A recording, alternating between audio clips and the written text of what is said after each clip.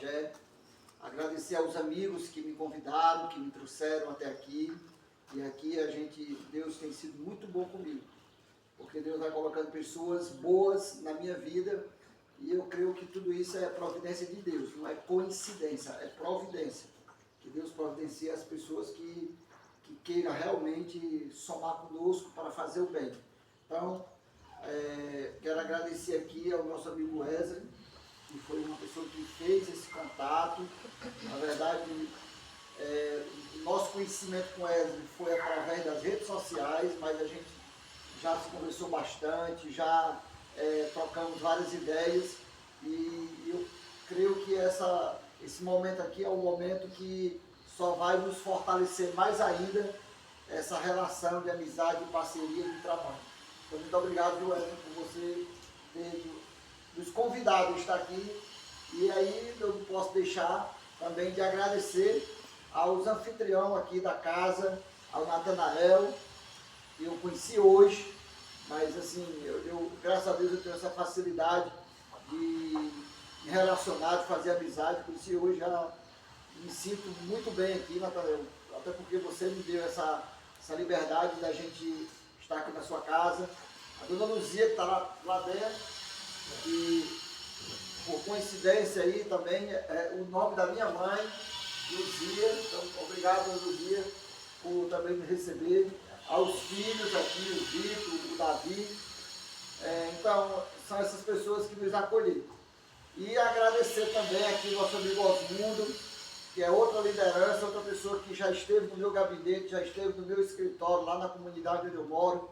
Já conversamos várias vezes. O Osmundo veio, inclusive, antes do Wesley, e aqui está nos ajudando. E, obviamente, agradecer a vocês. Eu vou ser bem honesto, eu estava preocupado. Já é 10h30, nós estamos no dia de sábado, e aqui a gente vê mulheres e homens de responsabilidade. E você sair da sua casa no sábado, 10 horas da manhã, para vir ouvir uma pessoa que você não sabia nem quem era, através de um amigo, obviamente vocês não vieram por qualquer coisa, vocês vieram porque um amigo de vocês convidaram, mas deixaram lá a sua família, deixaram os seus afazeres para estar aqui. Aí eu começo a me incomodar, porque na minha cabeça está todo mundo querendo ir embora porque tem muita coisa para fazer, e eu acho que é justo. Então, quero agradecer a vocês por terem esperado, por estarem aqui, e eu vou tentar ser o mais breve possível para que vocês possam estar liberados para voltar para suas casas, para fazer os seus afazeres. Vocês aqui, talvez muitos não me conheçam, né? Talvez quase todo mundo aqui não me conheça. Eu vou começar a me apresentar de cima para baixo. Hoje eu sou deputado estadual, meu nome é Antônio Henrique. Sou deputado estadual, estou no meu primeiro mandato como deputado. E antes de ser deputado, eu fui vereador de Fortaleza. E eu tive 4 mandatos como vereador de Fortaleza. Fui presidente da Câmara Municipal de Fortaleza por 2 vezes, Antônio. E, graças a Deus, durante esses 4 mandatos como vereador e os 2 de presidente, a gente prestou serviços ali àquela cidade que eu acho que vai ficar marcado na história de muita gente. E aí eu parando por aqui, se eu encerrasse a minha fala, aí vocês iam conhecer o vereador que virou deputado e que hoje é uma autoridade, que para muitos isso é muita coisa. Para mim eu não acho que eu sou nada. Para mim eu não me vejo melhor do que nenhum de vocês. Eu sou igual a vocês. E aí eu vou dizer por que eu sou igual a vocês. Porque antes de eu ser vereador, eu cheguei, agora eu vou voltar lá para o iniciozinho, eu sou natural do Rio Grande do Norte. Inclusive, na última terça-feira agora, eu recebi o título de cidadão cearense, porque eu sou de um outro estado. E aí um colega deputado me proporcionou e eu fui lá receber. Foi uma festa muito bonita lá no plenário da Assembleia, no recebimento do título de cidadão cearense. Mas eu vim do Rio Grande do Norte com 12 anos de idade. E eu cheguei lá em Fortaleza, mas meu pai, minha mãe, meus irmãos, que nós somos uma família de 10 filhos, A gente veio para sobreviver. Nós não viemos porque éramos ricos no interior e queríamos deixar o interior para vir desfrutar da riqueza da capital. Não. Nós viemos para Fortaleza para sobrevivência mesmo. E lá chegando, a gente morava e mora até hoje na periferia de Fortaleza. Acho que muita gente aqui já foi em Fortaleza e conhece. Talvez não conheça a cidade como a gente conhece. Fortaleza ela é dividida. Ela tem uma área dos ricos e tem uma área dos pobres, que é os bairros de periferia.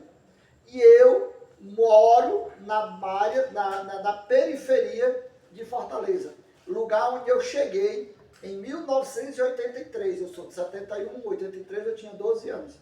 Quando nós chegamos lá, aí a minha família toda tinha que trabalhar para poder colocar comida na panela. Então eu fui vendedor de verdura dos 12 aos 15 anos de idade. Eu tinha uma horta lá do bairro e a gente ia lá, comprava as verduras nessa horta, eu colocava a bacia de verdura na cabeça e ia vender verdura de porta em porta. Quando eu completei 15 anos, eu fui trabalhar como empacotador de um supermercado. Na época, hoje os mercantil não tem mais aquele povo que empacota, o próprio caixa empacota, ou às vezes os clientes mesmo é quem bota dentro do saco. Mas naquela época, tinha uns meninos que empacotavam, que eu era um deles. Quando eu tinha 15 anos, eu fui trabalhar nessa função. Não tinha salário. Quem dava, a gente ganhava as gorjetas que os clientes doavam para nós. Então eu trabalhei como empacotador dos 15 aos 18 anos de idade. Quando eu completei 18 anos, eu fui ser caixa. Eu saí de trás do caixa para ir para frente do caixa para ser um operador de caixa. Aí foi quando eu tirei meus documentos e ali lá fui contratado. E aí eu tinha carteira assinada, recebia salário, porque agora eu era funcionário do mercantil como caixa. Então, é uma história para vocês saberem, porque por isso que eu começo de cima e volto lá para o início, para vocês saberem. O deputado estadual de hoje, o vereador de ontem, foi, quando criança, quando adolescente, um vendedor de verdura, foi um empacotador de um mercantil, foi um operador de caixa e que ele tinha um sonho. Eu sonhava, quando criança, adolescente, jovem, igual aqui os meninos, o Vitor aqui, eu gostei demais ele dizer que gosta da política, pois esse mesmo gostar que o Vitor tem hoje, eu diria que eu tinha também, quando eu tinha a sua idade, ou mais novo do que você. Eu sempre achei que a política era um lugar de pessoas boas, era um lugar que as pessoas deveriam ocupar para trabalhar e servir às pessoas que mais precisavam. E eu sabia de quem era que precisava. Não era só eu que precisava, eu era uma pessoa que precisava, porque eu morava na periferia e sabia da necessidade deles. A minha necessidade era igual a dos outros. Mas eu não via só a minha pessoa, eu via o bairro que eu morava. O bairro que a gente tinha, não tinha nada. Não tinha uma infraestrutura, não tinha um colégio, não tinha uma creche, não tinha um posto de saúde, não tinha pavimentação nas ruas. E aí eu vendo aquela situação, quando ainda jovem, eu digo, rapaz, um dia eu vou ser vereador e eu vou trabalhar para ajudar essas comunidades daqui, o bairro que eu moro e os bairros vizinhos. E aí quando eu cheguei, quando eu tinha 29 anos, aí eu já estou subindo aqui. E outra, Vitor, estudei a minha vida toda em escola pública. Nunca estudei em uma escola particular. Sempre foi em escola pública, porque não tinha condição de pagar uma escola particular. Aí eu trabalhava de manhã, vendendo verdura, e estudava à tarde. Depois eu fui ser empacotador, empacotador era o dia todo, aí eu tive que ir estudar à noite. Então, a gente sempre estudou e trabalhou. Nunca tive o que eu defendo hoje. Eu não sou, eu não me arrependo do que eu fiz quando eu tinha que fazer, porque senão eu não tinha como a minha família sobreviver se não tivesse todo mundo trabalhando. Mas eu acho que eu perdi uma etapa da minha vida, mas que Deus vai sempre nos recompensando. Porque eu acho que quando a gente é criança, a gente precisa estar se dedicando ao estudo, a brincar mesmo. Mas eu não era um menino de rua, não brincava. eu não tinha tempo para estudar fora da escola, só fazia o que o colégio ensinava dentro do período escolar, mas eu não tinha tempo para chegar em casa, abrir um caderno, abrir um livro, fazer um dever, fazer uma coisa. Por quê? Porque esse segundo tempo era trabalhando. Hoje em dia eu defendo que as crianças hoje tenham tempo para estudar, para realmente... É tanto que quando eu fui fazer o vestibular, quando eu completei 18 anos, eu não passei. Talvez porque o meu conhecimento não foi suficiente para ser aprovado. Eu vim fazer um vestibular e passar quando eu ganhei para vereador em 2009. Aí eu fiz uma faculdade, administração de empresa, particular, já tinha muitas faculdades, eu já tinha opções de escolher qualquer faculdade, mas quando eu terminei o ensino médio, que na época era segundo grau, foi em 89, eu tentei vestibular 4 vezes e não passava. Eu ficava frustrado porque eu queria muito me formar também, que eram 2 sonhos que eu tinha, me formar e entrar na política. Mas aí, voltando aqui para a política, quando eu completei 28 anos, em 2000, eu me candidatei a primeira vez, sem condições nenhuma. A política, vocês aqui talvez acompanham um pouco mais de longe, outros um pouco mais de perto, geralmente ela é muito de herança, hereditária. É o pai que era vereador, que era prefeito, e botou o filho para ser vereador, depois o pai virou deputado, aí o filho virou prefeito, e assim você vai fazendo aquela... Existe, eu tenho certeza que aqui em Itapajé deve ter alguém que tenha feito esse caminho. Mas eu não tinha caminho para seguir. Meu pai nunca foi político, minha mãe nunca foi, meus irmãos muito pior, meus tios também não. Eu não tenho parente da política. A política entra na minha vida por mim. Eu que queria ser político, foi eu que quis ser, não foi uma herança familiar. Então eu fui candidato a primeira vez. Tirei 1.574 votos. Perdi. Fui candidato a segunda vez. Tirei 2.525 votos. Perdi de novo. 2 derrotas. 2000 e 2004. Quando foi em 2008, aí eu me candidatei a terceira vez.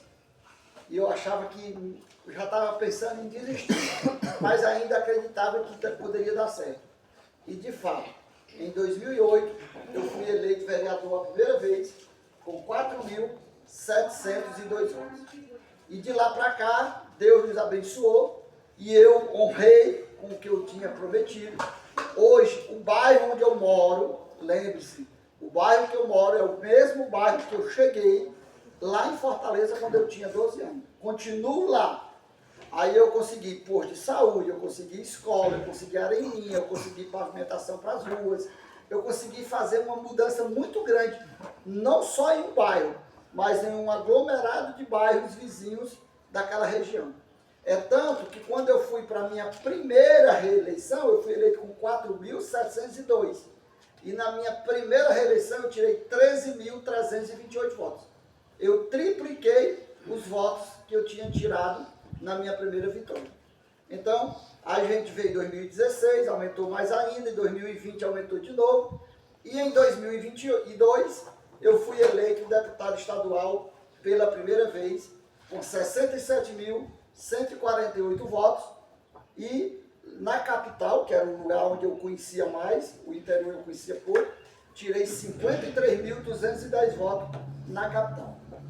E hoje eu estou na Assembleia, sendo deputado de oposição. Eu não sei qual é a linha de pensamento de vocês, mas nós estamos vivendo em um estado que o crime tomou de conta, que a saúde está cada dia pior. Fiquei sabendo agora recentemente que está tendo uma onda aí de violência aqui na própria cidade, que parece que algumas proibições de não poder fazer uma coisa e outra nas escolas, mas isso não é só aqui, isso está no Ceará todo, a violência tomando de conta, e infelizmente o governo que está aí é um governo que prometeu muita coisa e que não entregou quase que nada. Eu não vou dizer nada porque tem alguma coisa que pode ter sido feita.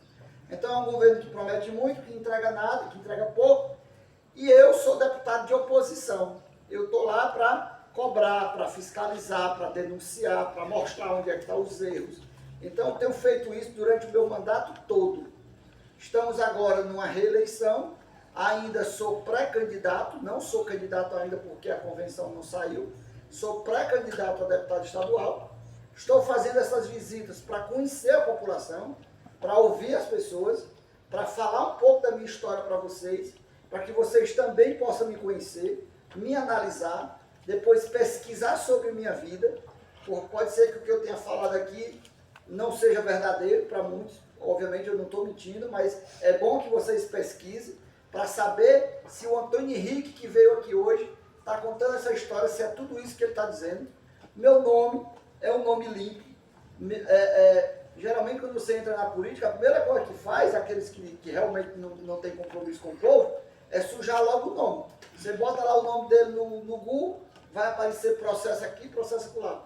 E eu já fui vereador, volto a dizer, fui vereador 4 vezes, fui presidente da Câmara 2, estou como deputado. Se você botar meu nome na internet, pesquise quem sou eu, vocês vão ver que não tem nada contra a minha pessoa, graças a Deus, porque isso não é um favor que eu faço, não. Isso é uma obrigação minha e de todos os políticos. Infelizmente, essa obrigação que é para todos, parece ser regra, né? Parece ser exceção, na verdade. Nem todo mundo, você vai ver, não, fulano tem um problema ali, fulano. Então, era para ser uma coisa que todo mundo que entra na política, era para ser pessoas honestas, direitas, verdadeiras, sem ter nada que desabone a sua conduta para poder ter o apoio popular. Então, assim, pesquise sobre nossa história, pesquise sobre quem de fato sou eu, e obviamente nós estamos aqui para construir uma nova história, para começar aqui dentro de Itapajé uma nova história, tendo em vista que eu não vinha para cá porque não tinha também essa relação com ninguém da cidade. Hoje eu tenho. Hoje eu tenho uma relação aqui com o Wesley, tenho uma relação aqui com o Osmundo, estou agora conhecendo o Natanael, conhecendo os filhos dele, conhecendo vocês.